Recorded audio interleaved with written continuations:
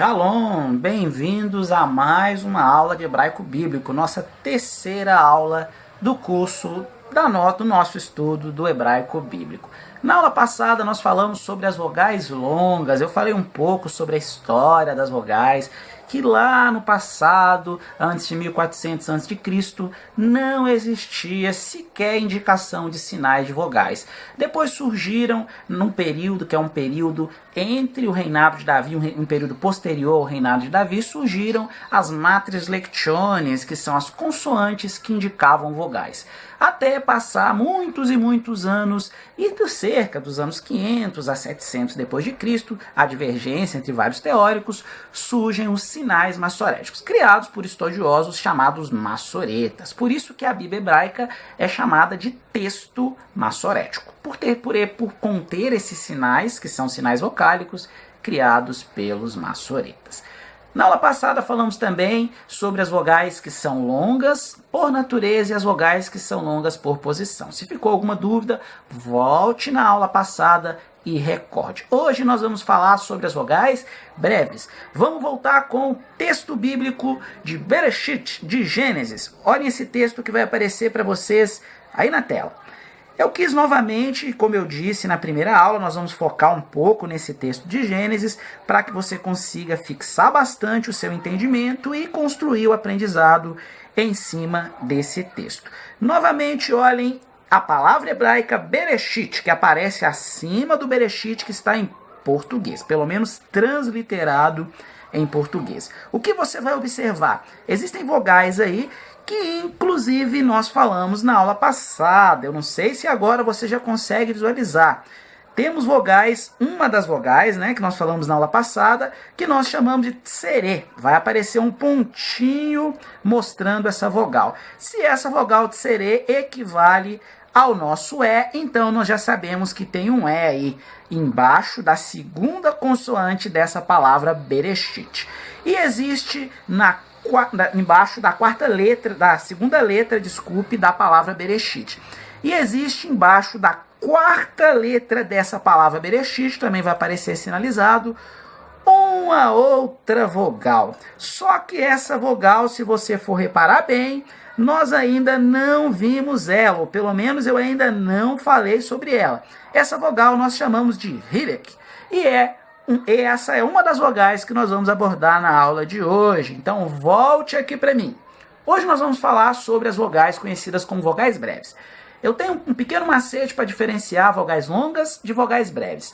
As vogais longas, dentre algumas delas, que são as vogais que nós conhecemos como vogais por posição, existe consoante. No caso das vogais que nós estudamos na aula passada, existe o Vav e existe o Yud. Então, para diferenciar o conjunto das vogais longas das vogais breves, é só lembrar que dentre algumas das vogais longas existirão algumas consoantes. Nesse caso, Yud e o Vav.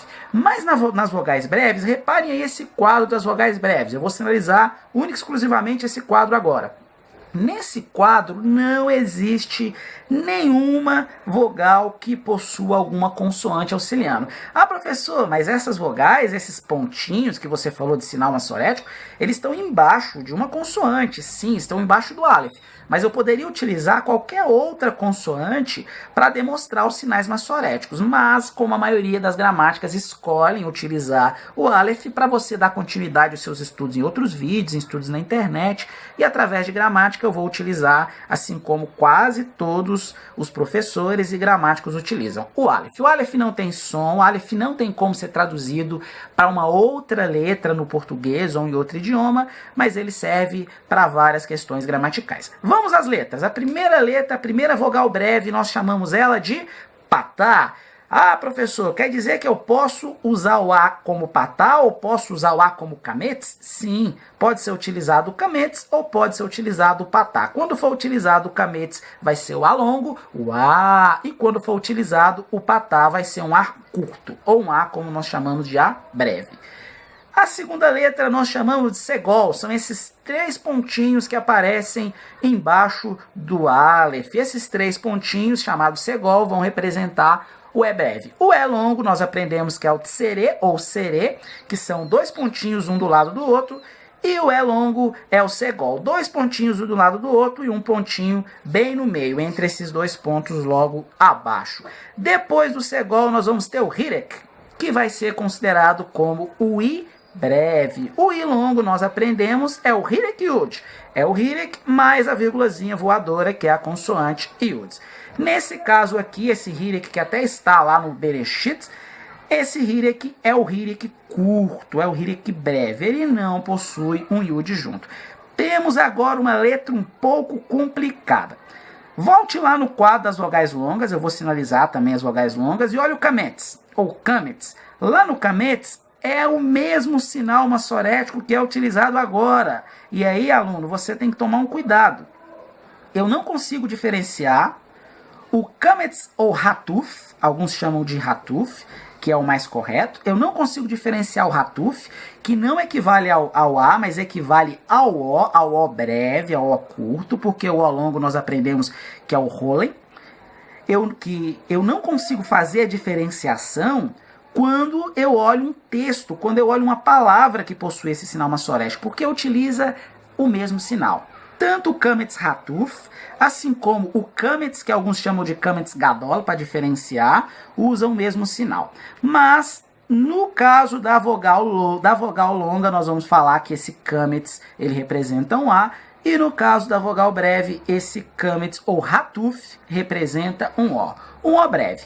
E para fechar, nós temos o kibutz. O kibutz, que são esses 3 pontinhos transversalizados, vai aparecer um sinalzinho aí próximo desses 3 pontinhos, representam a vogal U. Porém, o U como U breve. Na aula que vem, nós vamos falar sobre as semivogais.